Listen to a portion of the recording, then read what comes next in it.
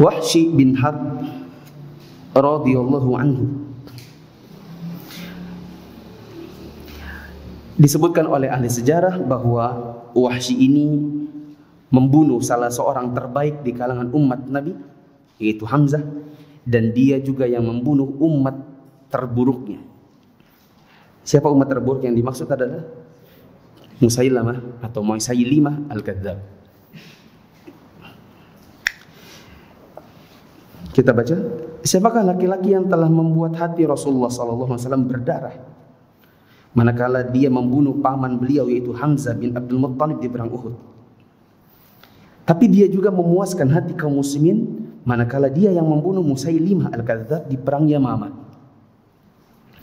Dia adalah Wahsy bin Harb al-Habashi yang berkunyah Abu Dasmah. Laki-laki ini punya kisah yang keras, mengharukan dan menyedihkan. Siapkan pendengaran teman-teman untuk mendengarkan cerita hatinya. Wahsy bercerita. Kalau kisah ini sendiri teman-teman bisa dapatkan di Sahih Bukhari dan Muslim dan lainnya, yaitu kisah yang diriwayatkan dari Ja'far bin Amr bin Umayyah ad-Damri ketika dia pergi menuju ke sebuah daerah bernama Hims bersama temannya yaitu Ubaidullah bin Adi dalam rangka untuk mengunjungi Wahsy dan bertanya bagaimana kisah ketika Wahsy dahulu membunuh paman Nabi yaitu Hamzah.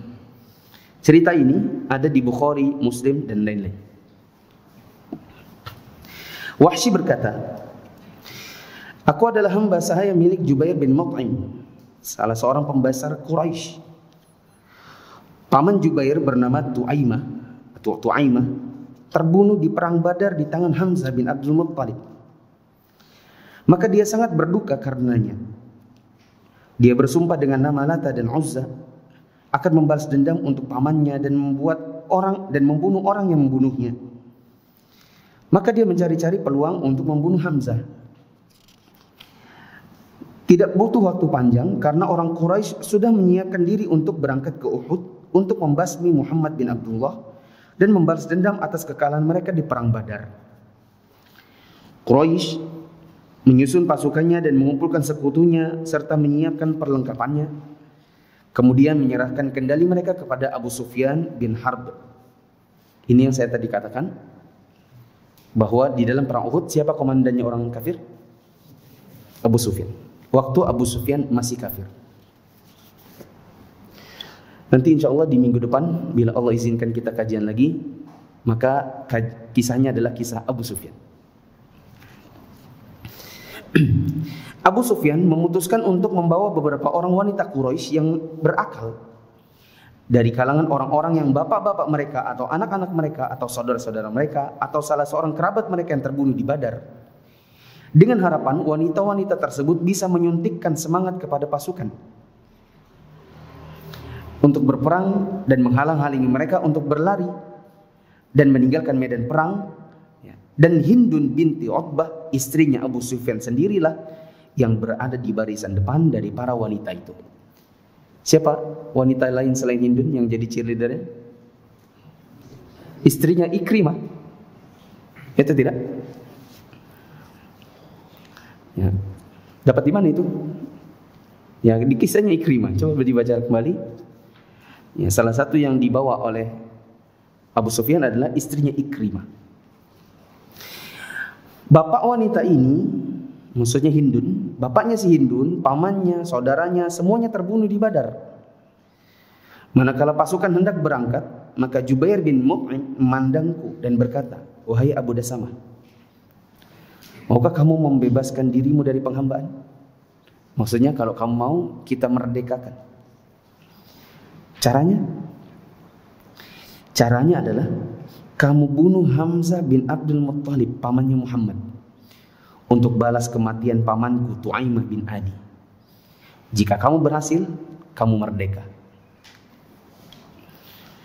Aku bertanya, siapa yang bisa menjaminku bahwa janji itu, bahwa aku akan dimerdekakan, akan dipenuhi? Jubair mengatakan, siapapun yang kamu inginkan dan aku akan menjadikan semua manusia sebagai saksi. Maka Wahsy berkata, setuju. Wahsy melanjutkan, aku kebetulan aku adalah laki-laki Habasyah. Dan laki-laki Habasyah itu biasanya suka atau pandai melempar tombak. Karena memang itulah kemahirannya orang-orang Habasyah. Tombakku tidak pernah meleset dari sasaran. Aku mengambil tombakku dan berangkat bersama pasukan. Aku berjalan di bagian belakang pasukan dekat dengan kaum wanita. Aku sendiri tidak berkepentingan apapun dalam peperangan ini, karena kecuali sekedar mau bunuh Hamzah supaya apa? Bebas, supaya merdeka. Adapun dendam pribadi sama Hamzah nggak ada. Ya. Itu juga nanti yang bikin Nabi SAW ketika Wahsy ini akhirnya masuk Islam, Nabi bilang sama dia, tolong kalau kita ngumpul jangan sampai mataku lihat mukamu.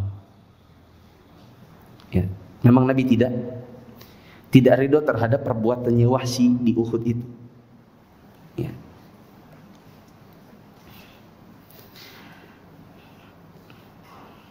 Setiap aku melewati Hindun istrinya Abu Sufyan, atau dia yang melewatiku, dia melihat tombakku yang berkilat di tanganku di bawah sinar matahari, maka dia pun berkata, wahai Abu Dasama, lenyapkanlah dendam kami dengan membunuh orang yang harus kamu bunuh.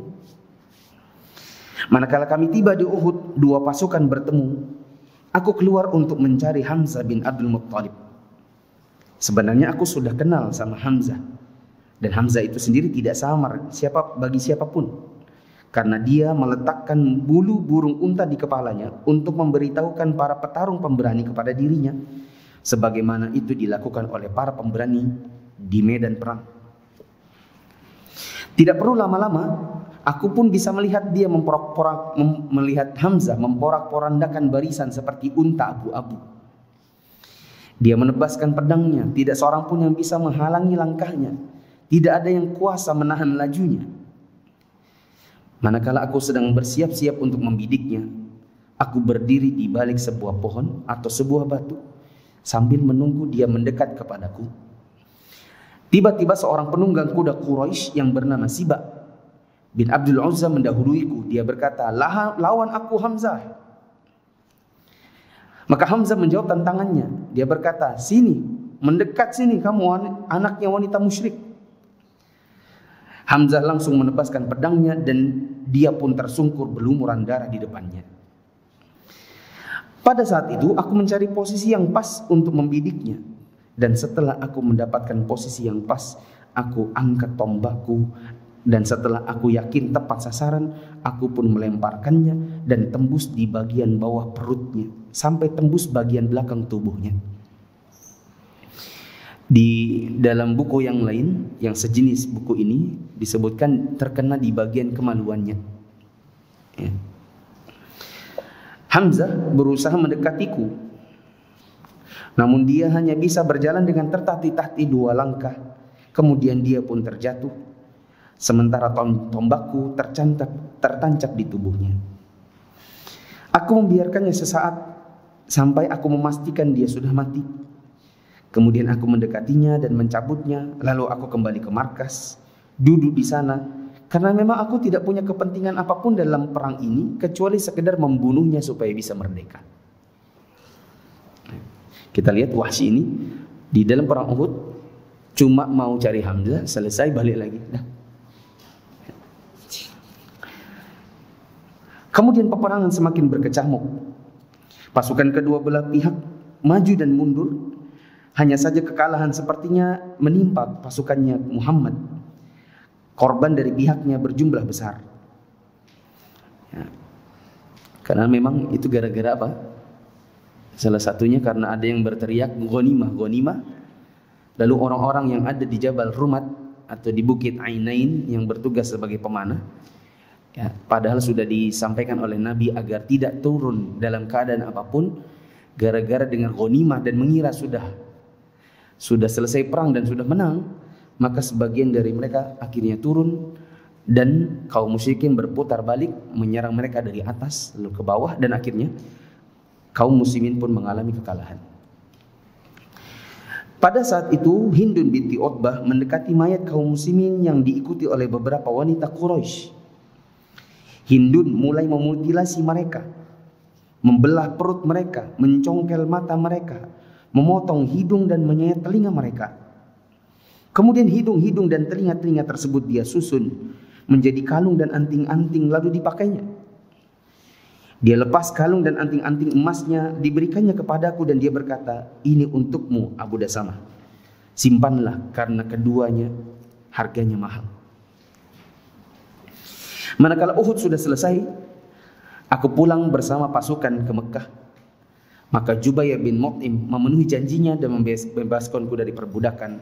Maka aku pun menjadi laki-laki merdeka. Ya, selesai berarti kisahnya.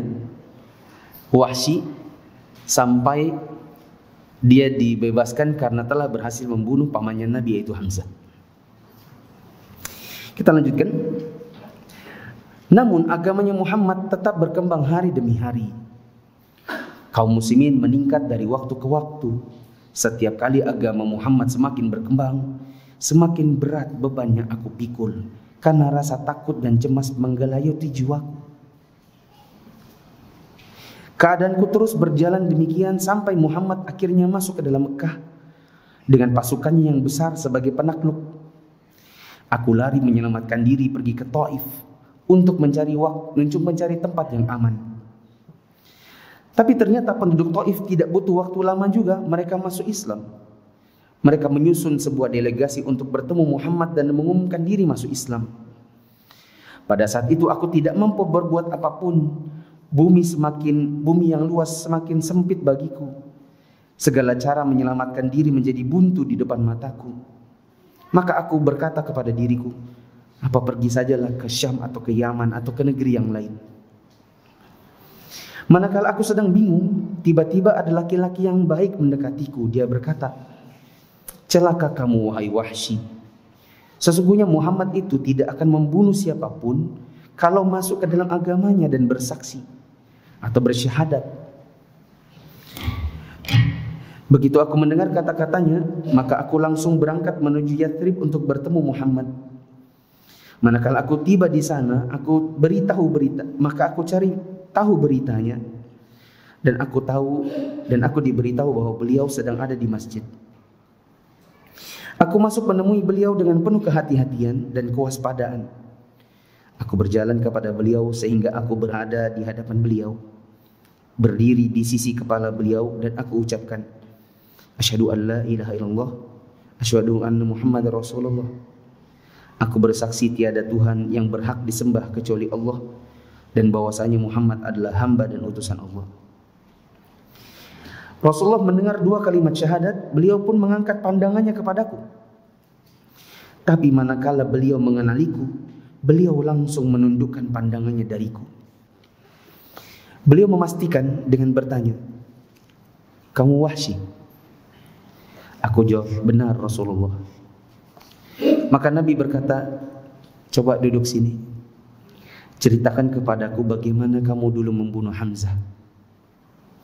Maka aku pun duduk dan bercerita sebagaimana yang barusan kita baca. Manakala aku menyudahi ceritaku, beliau pun memalingkan wajahnya dariku dan berkata, "Celaka kamu Wahsy. Mulai hari ini sembunyikan wajahmu dariku. Aku tidak mau lagi melihat dirimu setelah hari ini." Maka sejak hari itu aku menghindari pandangan Rasulullah. Jika para sahabat duduk di depan Nabi, aku pilih duduk di belakang beliau. Dan hal ini terus berlangsung sampai Nabi SAW berpulang ke hadirat Allah. Ya. Ini luar biasa kalau kita di posisi ini. Ya. Sedihnya itu adalah, ya memang senikmat-nikmat mengambil ilmu itu berhadapan langsung. Senikmat-nikmat apalagi kalau gurunya Nabi langsung. Kita bisa menimba ilmu, melihat mimiknya, melihat wajahnya. Tapi ternyata Nabi SAW malah berpesan untuk menghindarkan wajahnya dari pandangan Nabi. Sehingga dia pun hanya bisa berduduk di sebelah-sebelah atau di belakang. Dan ini sempat terjadi pada Abu Sufyan di awal-awal. Nabi kalau lihat Abu Sufyan nggak mau. Sampai nanti ada ceritanya, sehingga akhirnya sejak saat itu Nabi pun akhirnya mulai menerima kehadiran Abu Sufyan. Lebih-lebih lagi Hindun. Ya. Tapi Hindun ini ada beberapa versi. Hindun siapa? Saya kira jahat mana antara perbuatan Wahsy dengan Hindun? Jahat Hindun. Ya. Kalau Wahsy masih punya alasan, meskipun kita tidak bisa benarkan, dia pengen merdeka, disuruh gitu aja. Sedangkan Hindun lebih ngeri, karena dia belah dadanya Hamzah, itu yang dikunyah-kunyahnya. Ya. Lebih mengerikan yang dilakukan Hindun sebenarnya. Tapi terjadi juga Hindun itu di awal-awal menyembunyikan mukanya. Nabi nggak tahu ini siapa. Nah, lama-lama ya, dari sekian percakapan akhirnya Hindun akhirnya mengaku, saya Hindun binti Utbah. Ya. Nah, beda versinya adalah sebagian ahli sejarah ada yang mengatakan yang lebih menerima kehadiran Hindun, sebagian lagi memperlakukan Hindun sama seperti Wahsy, yaitu jadi mukminah, jadi sahabiah, tapi tolong menyingkir dari pandangan, karena Nabi kalau lihat mereka teringat akan kejahatan mereka terhadap pamannya.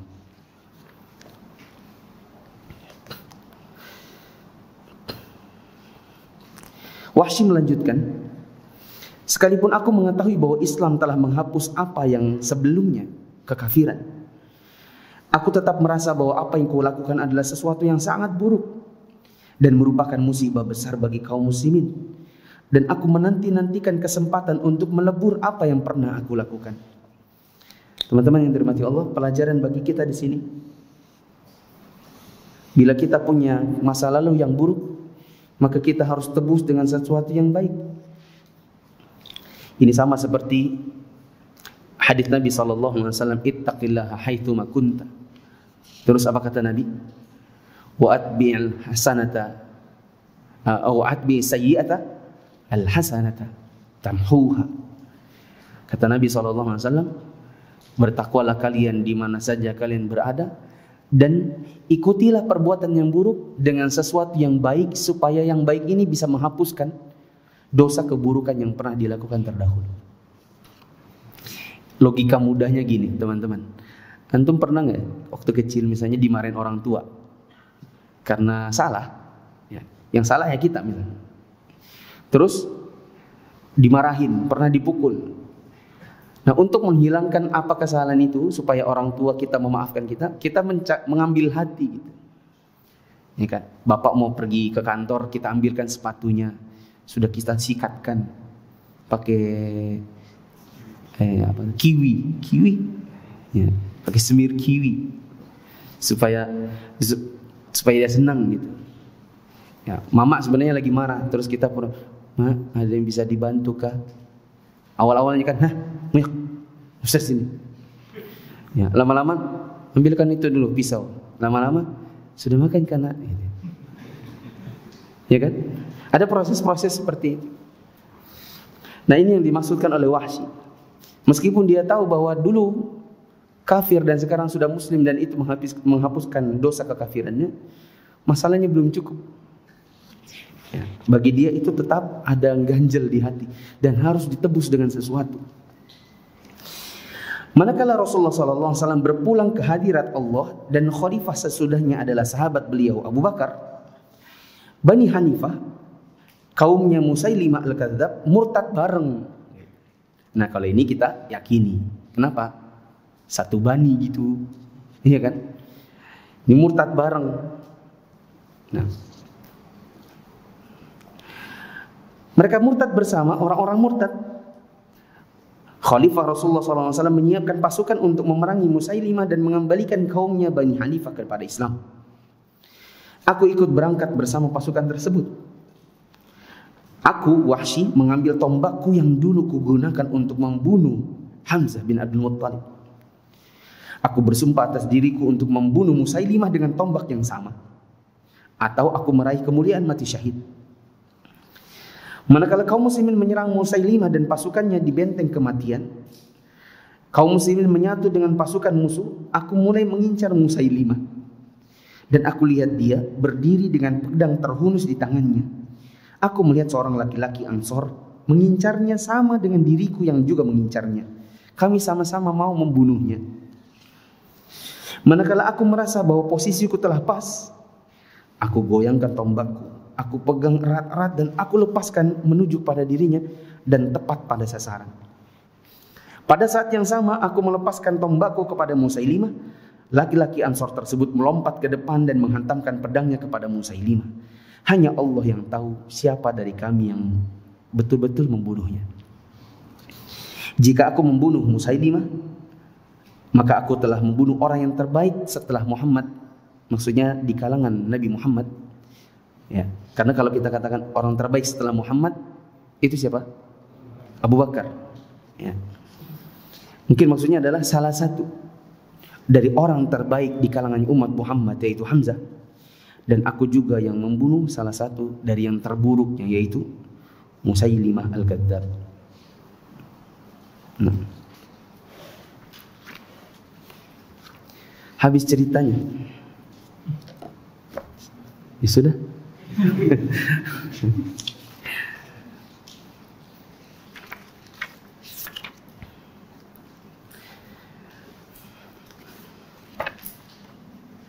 Nah, saya di malam hari ini hanya menyiapkan kisahnya Wahsy, dan kita tidak banyak mengambil fawaid dari sepenggal kisah ini kecuali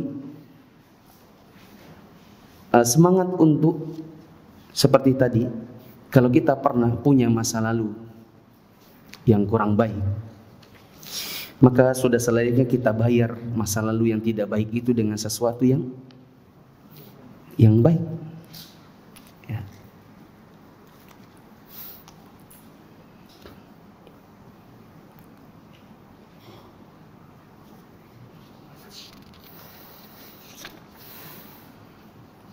Nah, wallahu a'lam bishawab.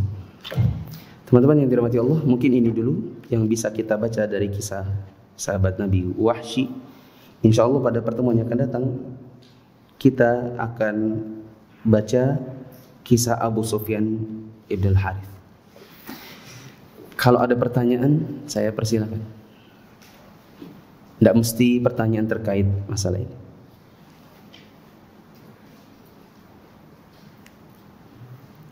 Ada?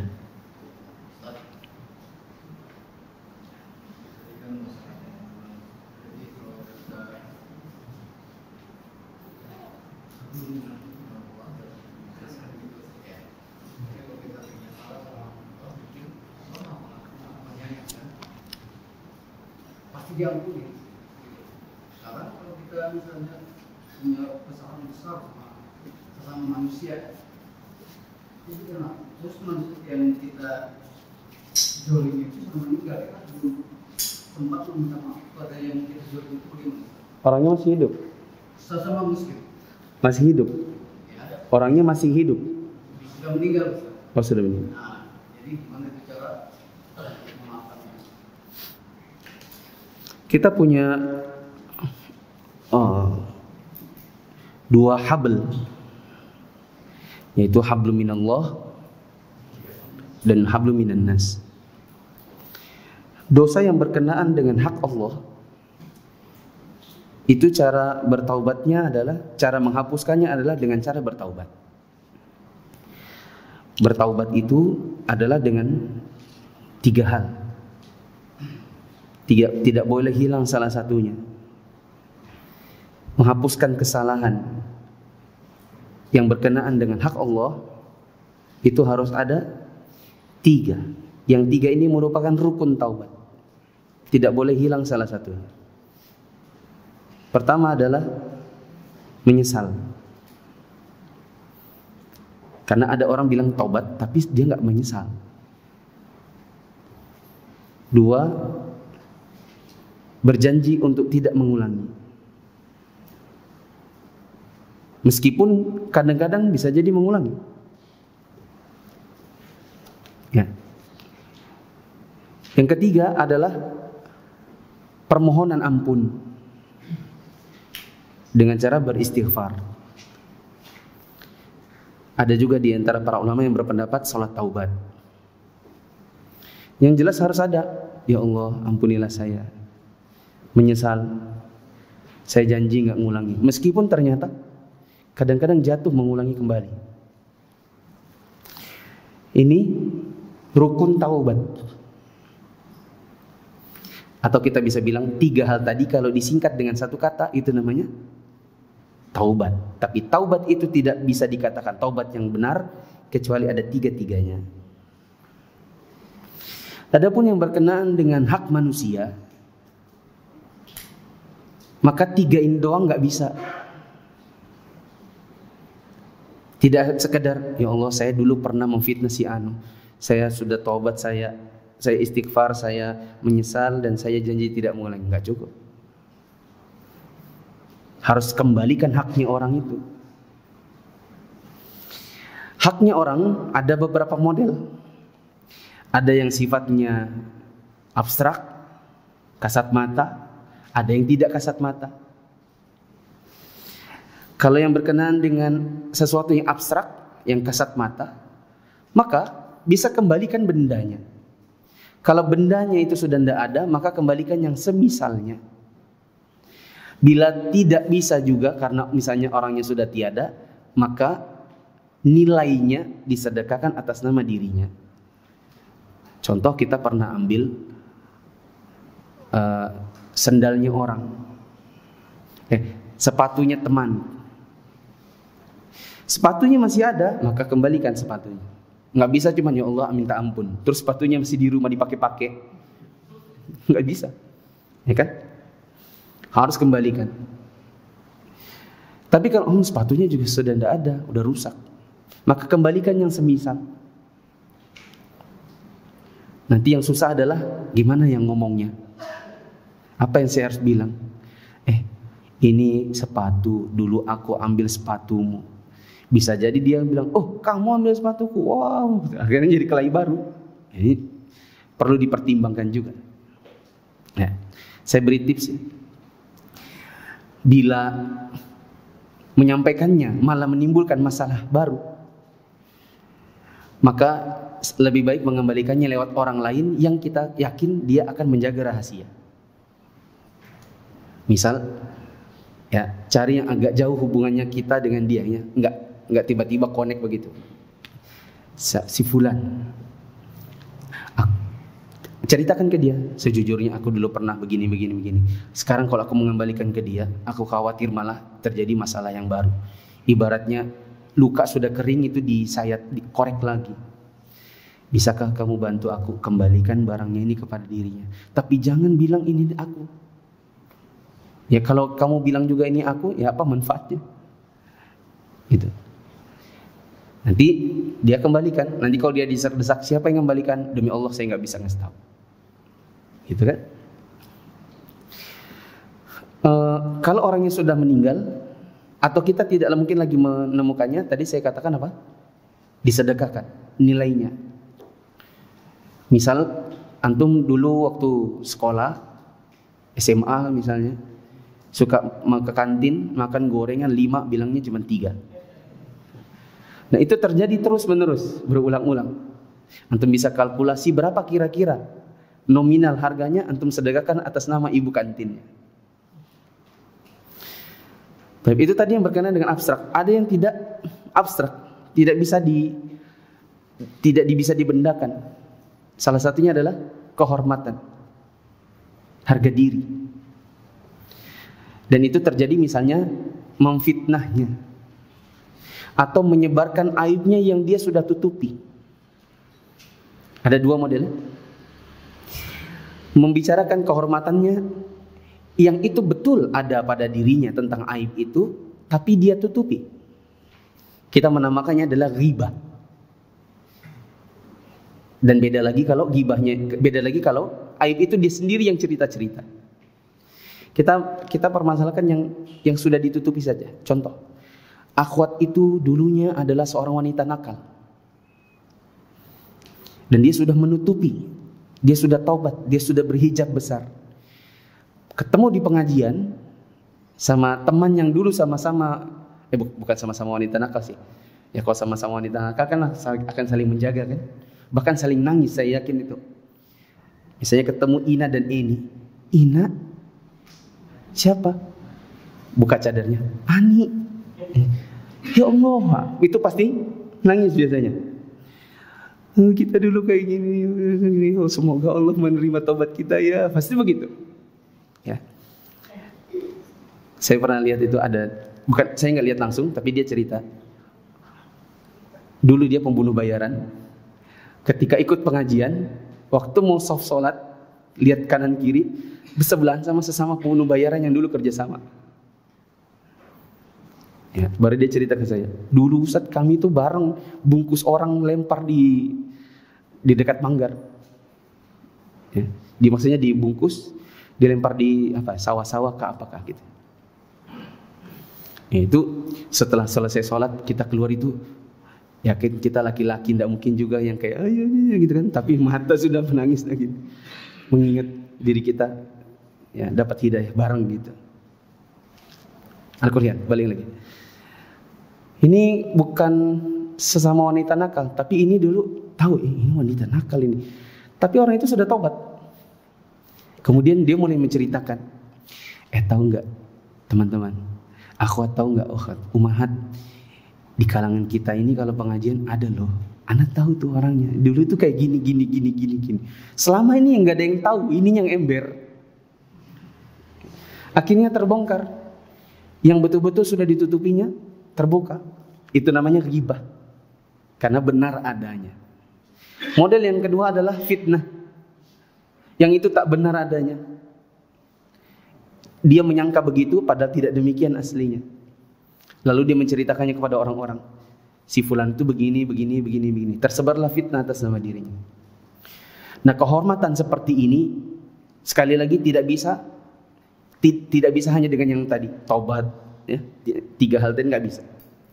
Harus kembalikan haknya orang. Apa itu kehormatannya? Salah satu caranya adalah pertama, kalau itu memang benar adanya dan dia tahu kita menceritakannya, maka kita harus datangi dia. Kita katakan sudah terlanjur tahu. Ya, misalnya dia gibah, akhirnya sampai ke telinganya si akhwat itu. Si akhwat itu tanya, siapa yang nyebarkan? Ketahuilah kita yang nyebarin. Ya, maka kita minta maaf sama dia. Saya sudah menggibahi. Saya mohon maaf membongkar-bongkar masa lalu. Dan betul-betul harus tobat. Yang 3 tadi harus ada, ditambah 1 ini minta maaf. Ya. Apakah cukup 4 ini? Nggak bisa, tambah 1 lagi. Orang-orang yang sudah diajakin gibah harus diberitahu.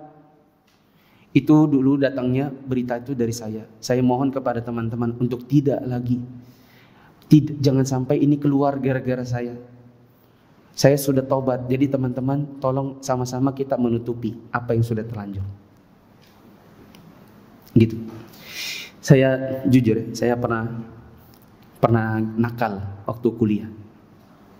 Saya kalau nyimpan phonebook itu bukan nama aslinya. Tapi saya kasih nama sesuai dengan fisik orangnya. Kalau kurus saya namakan Panji Tengkorak. Saya kasih, ada yang cadel, saya kasih nama lidah ayam. Ya. Tapi waktu saya sudah mulai ngaji di semester ke-6, maka saya ngomong sama teman-teman yang suka pakai istilah itu. Aku mohon jangan ada lagi yang menggunakan istilah yang dulu suka aku buat. Karena kalau tidak, aku dapat dosa jariah. Sudah aku ngolokin orang, fisik, terus kalian juga ngikuti kata-kata yang sama. Saya ngomong sama teman-teman. Ya, bahkan kita pernah ngumpul di atapnya kampus. Karena saya lulus duluan di antara teman-teman di satu angkatan. Saya ngomong sama mereka. Kalau ada apa-apa, kalau ada salah-salah dari kita semester 1, saya minta maaf. Kalau ada kalimat-kalimat saya yang salah, saya minta maaf.